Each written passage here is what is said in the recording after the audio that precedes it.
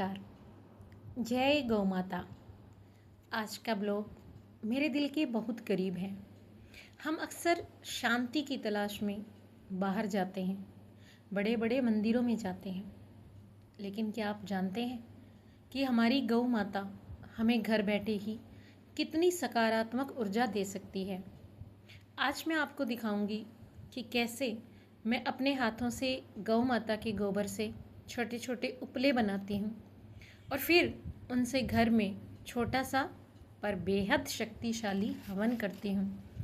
यह वीडियो केवल एक प्रक्रिया नहीं बल्कि गौ माता के प्रति मेरी श्रद्धा है।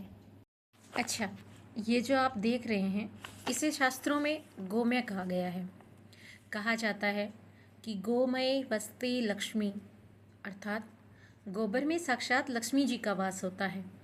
जब हम खुद अपने हाथों से उपले बनाते हैं तो एक अलग ही संतोष मिलता है। मैं इन्हें जानबूझकर छोटा रखती हूँ ताकि गैस चूल्हे पर भी आसानी से इस्तेमाल कर सकूँ, और ये 2 दिन की तेज़ धूप में ही सूख कर प्रयोग में लाने के लिए तैयार हो जाते हैं। देखिए, गैस पर इन्हें गर्म करके आप अलग अलग तरीके से प्रयोग में ला सकती हैं।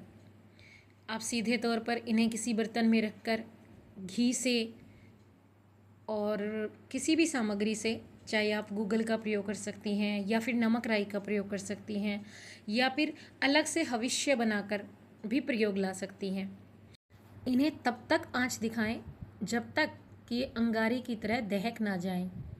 उन भाई बहनों के लिए ये सबसे आसान तरीका है जो फ्लैट्स में रहते हैं लेकिन रोज़ हवन वाली शुद्धि अपने घर में चाहते हैं।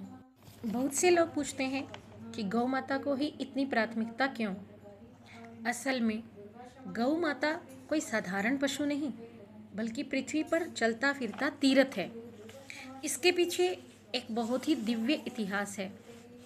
आप जानते हैं, जब देवताओं और असुरों में समुद्र मंथन हुआ तो उस मंथन से 14 महारत्न निकले थे।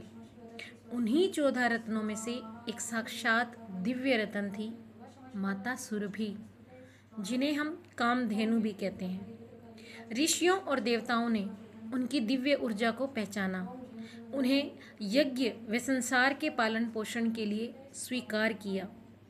माता सुरभि के दूध, दही, घी, गोबर और गोमूत्र, जिसे पंचगव्य भी कहा जाता है, इनमें साक्षात देवताओं का तेज है। असल में विज्ञान भी मानता है कि गाय का गोबर एंटीसेप्टिक होता है। जब हम इन उपलों को जलाते हैं तो हवा में मौजूद हानिकारक कीटाणु नष्ट हो जाते हैं, ऑक्सीजन का स्तर बढ़ता है।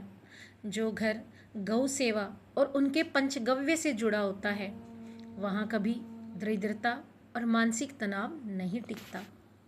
अब इस दहकते उपले पर थोड़ा देसी घी और सामग्री अर्पित करें।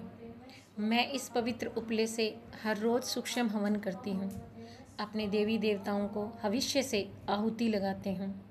ओम श्री सुरभ्ये नमः। ओम श्री सुरभ्ये नमः।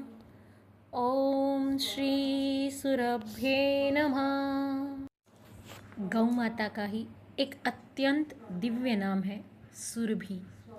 माता सुरभि को समस्त कामनाओं को पूर्ण करने वाली कामधेनु माना गया है।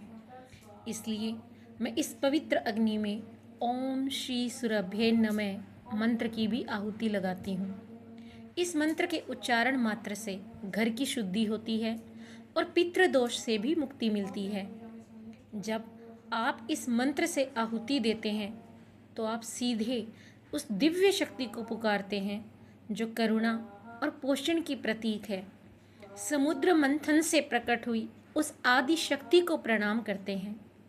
कलयुग में गौ माता के उपले से हवन करते हैं तो हम उसी सतयुग की पावन परंपरा का अपने घर में निर्वहन करते हैं। समुद्र मंथन से प्रकट हुई माता सुरभि की महिमा वैसे तो हर दिन अद्भुत है, लेकिन इस पुरुषोत्तम मास में उनका महत्व और भी बढ़ जाता है।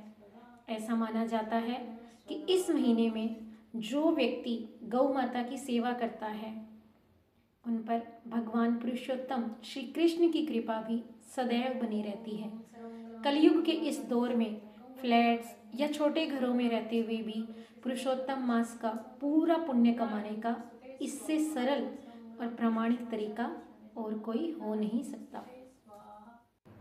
यह जो पवित्र धुआं निकल रहा है, यह घर के कोने कोने से नकारात्मक ऊर्जा को खत्म करके सकारात्मक ऊर्जा का संचार करता है। इसकी खुशबू मन को शांति और सुकून देती है। गौ माता की कृपा से पूरा घर मंदिर जैसा लगने लगता है। मेरा आप सभी से यही आग्रह है कि गौ माता को अपने जीवन का हिस्सा बनाएं। अगर आप बड़ा हवन नहीं कर सकते तो ये छोटा प्रयास ही सही, पर करें ज़रूर। अगर आपको मेरा यह छोटा सा प्रयास और गौ माता की महिमा अच्छी लगी हो तो इस वीडियो को ज़्यादा से ज़्यादा शेयर करें और कमेंट में जय गौ माता ज़रूर लिखें। जय श्री राधे कृष्णा।